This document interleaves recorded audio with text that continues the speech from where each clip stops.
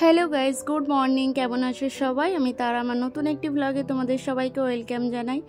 আজকের ব্লগটা শুরু করছি কিন্তু আমি দুপুর 1টা থেকে। মর্নিং বললাম, আমাদের জন্য কিন্তু মর্নিং, যেহেতু আমরা উঠেছি 12টার সময়।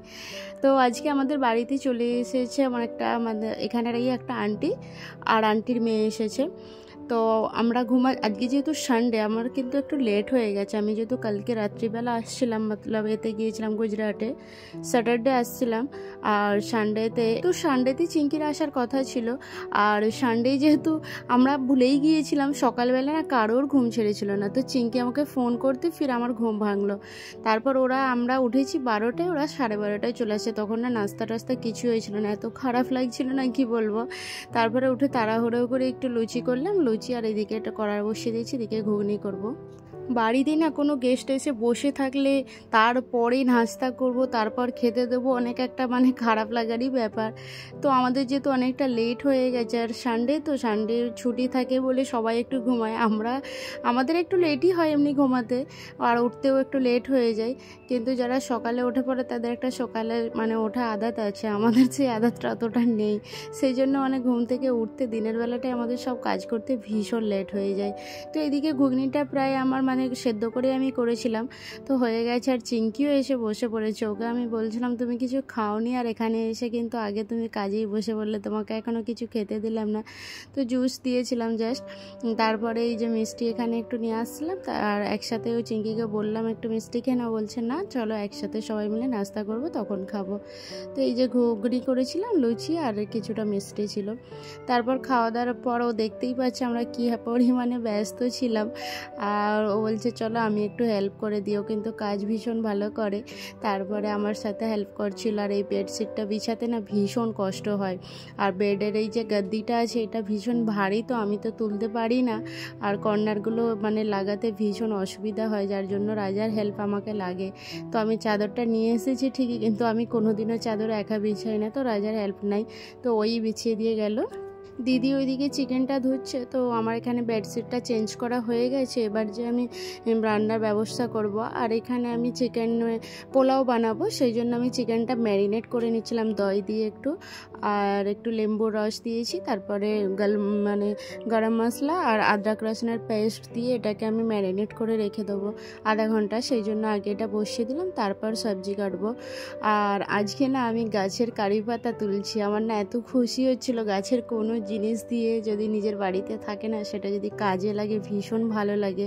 তো আমি ভাবলাম পোলাও করছি, পোলাও তো কারি পাতা দিই, সেই জন্য আমি ভাবলাম আজ ফার্স্ট আমি কারি পাতাটা তুললাম। তো আমার ভীষণ আনন্দ হচ্ছিল, তো এটা আমি কাজে লাগালাম। তো তারপরে এখানে আমি গরম মশলা পেঁয়াজ টেয়াজ দিয়ে, আর পেঁয়াজটা ব্রাউন কালার করে নিলাম, করে তারপরে এখানে ম্যারিনেট করা চিকেনটা দিয়ে দিয়েছি, দিয়ে এটাকে কিছুটা কষিয়ে নেবো। কষানোর পর তারপর আলু দেবো। তো এটাকে ভালো করে একটু কষিয়ে নিতে হবে ব্রাউন করে।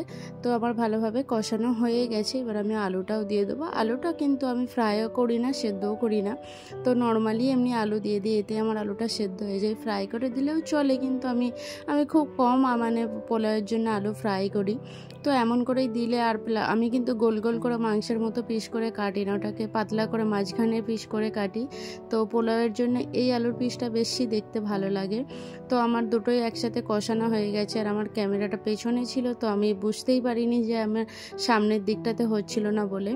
তো তারপর আমার সব কিছু মশলা এখানে কষানো হয়ে গেছে। পুরো প্রসেসটা আমি দেখাতে পারলাম না, কারণ এত আমার কাছে টাইম ছিল না, অলরেডি অনেক লেট হয়ে গিয়েছিল। তো তারপর আমি এদিকে পাপড়া ভেজে নিয়েছি, আর কিছুটা আমি পেঁয়াজ ওইদিকে ফ্রাই করতে দিয়েছি। আমার না ভয়েস দিতে দিতে অনেক অসুবিধা আছে, অ্যাকচুয়ালি আমার কিন্তু শরীরটা ভালো ছিল না, যার জন্য আমার এই ভিডিওটাও আপলোড করতে অনেকটা লেট হচ্ছে। তো আমি জাস্ট আজকে এডিট করলাম, আর আমার শরীরটা ভীষণ খারাপ ছিল, যার জন্য আমি এডিটও করতে পারছিলাম না। তো এখনও আমার ভয়েসটা অন্যরকমই লাগছে। আর আমার এখানে পোলাওটাও হয়ে গেছে, তার মাঝখানে আমি তো ওই দিকের আমার কিছু বাকি কাজও হয়ে গিয়েছিল। তো আমরা স্নান করেও চলে এসেছি, এবার পোলাওটা বার করব আর খাওয়া দাওয়ার বেলা। এখন কিন্তু কটা বাজে যেন, 3:30 থেকে 4টে বাজে, বুঝতে পারছো শুধু কি অবস্থা, কারণ ভীষণ লেট হয়ে গেছে। 12টা 12:30টায় উঠলে আর কি করে হবে, তাই না? তো এখানে আমরা খেতেও বসে গিয়েছি, আর মারমানোরা বললো আমরা টেবিলে বসে খাবো, তো ওরা ওইদিকে ডাইনিং টেবিলে আছে, আমরা এদিকে খেলাম। তো খাওয়া দাওয়া করতে করতে খাওয়ার সময়ে আমার একটা ভাবি, এটা মানে আমাদেরও এটা আগের পুরানো বাড়ি আমাদের যেখানে ছিল, আমার শ্বশুর বাড়িটা যেখানটায় ছিল, তো সেখানে এটা ভাবি আর ভাবির বোন আর বাচ্চারা এসেছে। আমি কারণ এনার কাছ থেকে আমার ড্রেস সিলবাই, তো ওনাকে আমি দিয়েছিলাম আর আমি ওনাকে বলেছিলাম হয়ে গেলে তুমি আসবে আমার বাড়িতে নিয়ে। আমার বাড়িতে যেহেতু এখনও আসেনি সেই জন্য আমি ভাবিকে বলেছিলাম তুমি তো আসোনি কোনোদিনও, তো আমার বাড়িতে যখন হয়ে যাবে তুমি নিয়ে আসবে, দিয়ে আসবে আর তুমি আমার বাড়ি থেকে ঘুরে আসবে। তো সেই জন্য আজকে সানডে ছিল বলে সেই জন্য ওনারাও এসেছিল। তারপর কিছুটা নাস্তা পানি করে ওনারা খাবে, মানে বললাম একটু খেয়ে নাও, কিছু ভাত খাও, তো ওরা ভাত খেলো না, ওরা নাস্তা করলো। তারপর আমরা বেরিয়ে পড়েছি সবাই মিলে আমাদের বাড়ির সামনে গার্ডেনে। তো আমার বাড়ি থেকে একটু কিছুটা গেলে একটা গার্ডেন আছে, তো আমরা যাচ্ছিলাম। আর আমার না ভীষণ শরীর খারাপ ছিল, সত্যি বলবো আমি মানে হাঁটতে পারছিলাম না, যেহেতু আমি কালকে রাত্রিতে এসেছি, তার উপর আজকেও সারাদিন খাটাখাটনি ছিল, তো আমি একদম পারছিলাম না যেতে। আমি যাব না বলছিলাম, আর দিদি বলছে তুই না গেলে যাব না তাহলে। তো ছোট বাচ্চাগুলোদের জন্য যেতে হলো, তো আমি বললাম চলো, একটা অটো যাচ্ছিল, তো অটোটাতে উঠে পড়েছি। আর একটা অটোতে না কতজন যে এসেছি তার ঠিক নেই, দিদি আর চিঙ্কি দুজনে গল্প করতে করতে হাঁটতে হাঁটতে আসছিল, তারপর আমরা চলে এসেছি।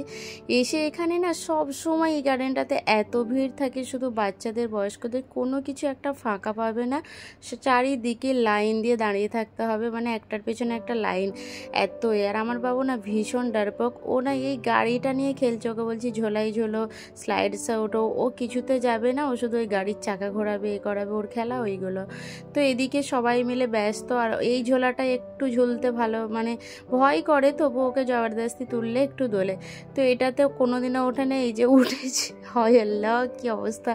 তো এখান থেকে দেখছি উঠতে গিয়ে ও পড়ে চলে এলো, ও না ভীষণ ভয় করে এই করলো। তো ওকে নিয়ে তারপর আমি এদিকে চলে আসলাম, বলছে মাম্মা চলো ওদিকে বসবো, আমি এদিকটাতে চলে আসলাম। তো আমার সাথে ভাবিটাও আসলো, বলি চলো আমরা গিয়ে বসি, ওদিকে বাকি বাচ্চারা আছে, দিদিরাও ছিল ওখানে।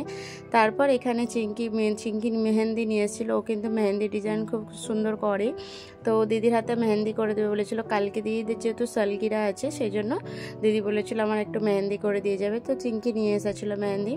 আর আমরা এদিকে বসেছিলাম গল্প করছিলাম সবাই মিলে। তারপর আরমান গিয়ে পপকর্ন নিয়ে আসলো, আর তো পপকর্ন না বাচ্চারা খাবে না, ওরা এখন গোলা খাবে বলে কান্নাকাটি করছে। দেখতেছো আমার বাবু লিরোটা, এরা তো তবুও খাচ্ছে, বাবু আরশি আর চিঙ্কির মেয়ে তামান্না ওরা খেলো না। তো কোনো রকম ওখান থেকে আসলাম বাড়িতে, এসেই চা করলাম, একটু সন্ধ্যাবেলা চাটা না খেলে হবে না। তারপর চা নিয়ে চলে আসলাম, ভাবিরাও এখন বাড়ি চলে যাবে। চিঙ্কিকে বললাম এই বেলাটা রয়ে যাও, খাওয়া দাওয়া করে রাত্রিবেলা যাবে, ও চলে যাচ্ছিল। তো দিদি বললো থাক যেতে হবে না, এখন রয়ে যাও আর খাওয়া দাওয়া করে যাবে একেবারে। ও একা এসেছিলো যেহেতু, সরি একা না, আন্টির সাথে এসেছিলো, আন্টি কিন্তু বিকেলবেলায় চলে গিয়েছে, তো চিঙ্কি একাই ছিল। তারপরে ও খাওয়া দাওয়া করে ওকে যেতে বললাম। আমি এদিকে ভাতটা বসিয়ে দিয়েছি, আর জেজুরা মাছ নিতে গিয়েছিল, যেহেতু ওবেলা পোলাও করা হয়েছিল, এই বেলা ভাবলাম আর পোলাও টোলাও কিছু খাওয়া হবে না, অল্প করেই করা হয়েছিল, যেটা ছিল সেটা মতলব আমি বাঁচাতে চেয়েছিলাম না। ওবেলার এবেলার মানে বিরিয়ানিটা কিন্তু দুপুরেরটা রাত্রে খেতে ভালো লাগে, কিন্তু পোলাওটা এতটা ভালো লাগে না, তো সেই জন্যই মাছ নিয়ে আসলাম। মাছ ভাজা আর ডাল করবো ভেবেছিলাম, যে শুধু মাছ ভাজা। চিঙ্কি তো বলেছিল পোলাও থাকলে আমাকে পোলাও দেবে, আমি পোলাও খাবো, আমার জন্য ভাত টাত কিছু করবে না। ও তো আমার শরীরটা না আজ মানে ওই দিন থেকেই খুব শুরু হয়েছিল শরীর খারাপ হওয়া, তো চিঙ্কি তখন ছিল আর আমার ভীষণ কষ্ট হচ্ছিলো, গা হাতে ভীষণ ব্রেন করছিল। তো চিঙ্কি আমাকে বলছিল তুমি কিচ্ছু রান্না করবে না, যেটা আছে ওটাই আমি খেয়ে যাব। সন্ধ্যাবেলা দিদিরা বাজারে গিয়েছিল, আর এখানে জিজু মাছ নিয়ে এসেছে। তো আমাদের ওয়েস্টের বাজারে না এইসব দেশি মাছগুলো অনেক রকমের পাওয়া যায়, আর এখানে সেই একটা কি মাছ বলে, ফেসা মাছ নাকি জানি না ঠিক তেমনভাবে, আর একটা বড় রুই মাছ নিয়ে এসেছিলো। কিন্তু জিনিস লেগেছে না পাট শাক, এই বছরের ফার্স্ট পাট শাক, আমি দেখে ভীষণ এক্সাইটেড ছিলাম। তো দিদি বলছে তুই এখনও খাসনি, আমরা দুবার খেয়ে নিয়েছি, কিন্তু আমি খাই না। আমি তো বলছি তুমি পাট শাক নিয়ে এসেছো, আমি কালকেই এটা রান্না করবো। হ্যাঁ ভাবছিলাম, কারণ এটা তো বাঁচতে অনেক টাইম লাগবে, তো আমি বললাম আজকে তো আর হবে না, তাহলে কালকে করব। তো দিদিদের যেহেতু কাল সালগিরা ছিল আর চিঙ্কি আজকে ছিল, আজকেই ভাবলাম তাহলে হচ্ছে যে পোলাও টোলাও সব করেছি, তো আজকেই তোমার অ্যানিভার্সারির পার্টিটা আমার তরফ থেকে আমি আমাদের বাড়িতে দিয়ে দিলাম। তো অ্যানিভার্সারি কালকে ছিল, কিন্তু কেকটা আমরা আজকেই কাটিয়ে দিয়েছি। তো রাজা একটা কেক নিয়ে এসেছিলো, তো এখানে এই যে দিদিরা কেক কাটছে। আর আমার বাবু না ভেবেছে বার্থডে, ও হ্যাপি বার্থডে করে যাচ্ছে। হ্যাঁ এই যে ও লাফাচ্ছে সামনে, হ্যাপি বার্থডে করছে, ও জানে না। হ্যাঁ তো চলো কেকটা কাটা হয়ে গেছে। কই গো, এটা তো একটু গান দিতে পারতো ঝুমারে। हमारे अमन अच्छा अमन देखो पता नहीं क्या गिर जाएगा खाने चीज वेस्ट नहीं करने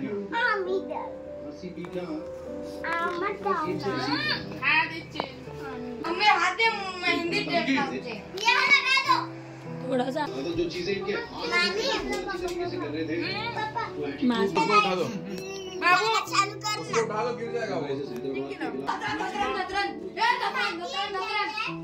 मुझे क्या बोले तारा मालूम है, शादी के आने के बाद मैंने एक लड़की पसंद की, तेरे को बोलेंगे तू बवाल कर देगी, मैं तेरे को बोलूंगा नहीं, तेरे को बाद में बोलूंगा राजा, मेरे को बोलते नहीं थे। मैंने एक पकड़ो पकड़ो नो स्टार्ट चलो एक दिन इधर पकड़ो।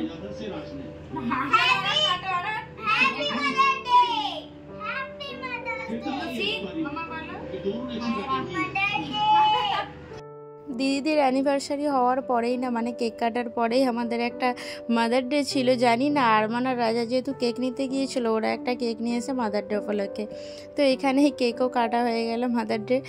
তো ওরা বলছে তোমরাও অনেক ছোটো ছোটো বাচ্চার মা, তো তোমরা একটা কেক কেটে নাও একসাথে সবাই। তো এখানে যে কেক কাটা হয়ে গেছে, মাশাআল্লাহ আমার বাবু একদম বড় হয়ে গেছে, কেক খাওয়াচ্ছে আমাকে। তো চলো চিঙ্কি বাড়ি চলে যাবে। আমরা না অ্যাকচুয়ালি রান্না করলাম, ওর অনেক লেট হয়ে যাচ্ছিলো, শাশুড়ি ফোন করছিলো, সেই জন্য ও আর খেলো না, ও বাড়ি চলে যাচ্ছে এখন। তো ওকে বললাম ঠিক আছে তাহলে খাবারটা প্যাক করে দিই, কারণ ওদের বাড়িতে না তাড়াতাড়ি সবাই ঘুমিয়ে পড়ে, আর আমাদের যেহেতু লেট করে মানে রান্না লেট করে শোয়া, এইসব খাওয়া দাওয়া অনেক লেট হয়।